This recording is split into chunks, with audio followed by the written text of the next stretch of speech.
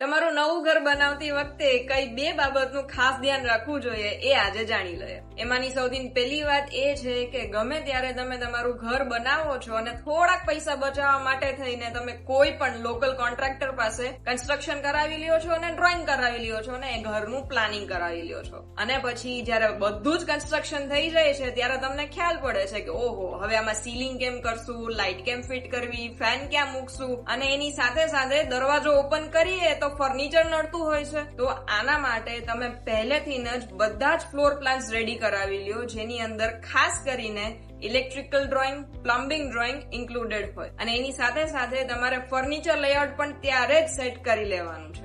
હવે આવીએ બીજા પોઈન્ટ ઉપર. બીજા પોઈન્ટમાં આપણે ઇન્ક્લુડ કરીશું ટર્માઇટ પ્રૂફિંગ અને વોટર પ્રૂફિંગ. શું આપણને ખરેખર ખબર છે કે ક્યારે ટર્માઇટ પ્રૂફિંગ કરાવવું અને ક્યારે વોટર પ્રૂફિંગ કરાવવું? એનો જવાબ છે ના. એમ કે ઓલવેઝ જયારે પણ આપણું કન્સ્ટ્રક્શન કમ્પ્લીટ થઈ જાય છે તે પછી આપણે ટર્માઇટ પ્રૂફિંગ કરાવીએ છીએ, તો તે તદ્દન ખોટી વસ્તુ છે. ટર્માઇટનો જે સ્ટાર્ટિંગ પોઈન્ટ છે એ જમીન છે. તેથી જયારે પણ તમારા ઘરનું બેઝ ફ્લોરનું લેઇંગ થાય છે એની પહેલા તમારે ટર્માઇટ પ્રૂફિંગ કરાવવાનું હોય છે.